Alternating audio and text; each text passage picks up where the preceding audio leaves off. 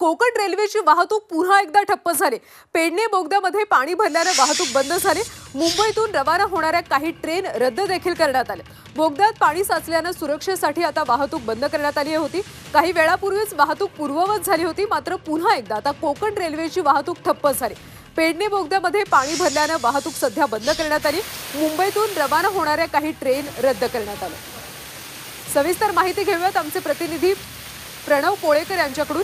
प्रणव, खरं तर काही वेळापूर्वीच वाहतूक सुरू झाली होती, मात्र ती पुन्हा एकदा ठप्प आहे। सध्याची काय परिस्थिती? जर बघायला गेलो तर काल ज्या पद्धतीने परिस्थिती निर्माण झाली होती तशाच पद्धतीची आज देखील परिस्थिती निर्माण झाली। त्या बोगद्यामधलं पाणी कमी झालं होतं, त्यामुळे कोकण रेल्वेने वाहतूक सुरू केली होती। मात्र आज सकाळच्या दरम्यान जर बघायला गेलो तर त्या दरम्यान पुन्हा एकदा त्या पेडणे बोगद्यामध्ये पाणी भरलं आणि त्यामुळे इथलं वाहतूक जी आहे ती पूर्णतः ठप्प झालेली आहे आणि त्यामुळेच काही ट्रेन ज्या आहेत विविध स्थानकांवर आता थांबवण्यात आलेल्या आहेत।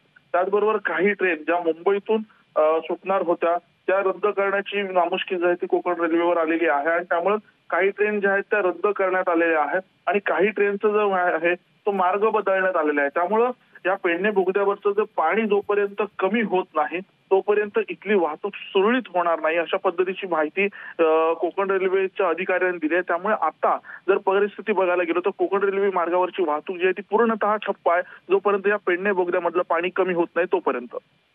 नक्कीच प्रणव, धन्यवाद या सगळ्या माहितीबद्दल। तर कोकण रेल्वेची वाहतूक पुन्हा ठप्प झाली। पेडणे बोगद्यामध्ये पाणी भरल्याने वाहतूक आता बंद करण्यात आली।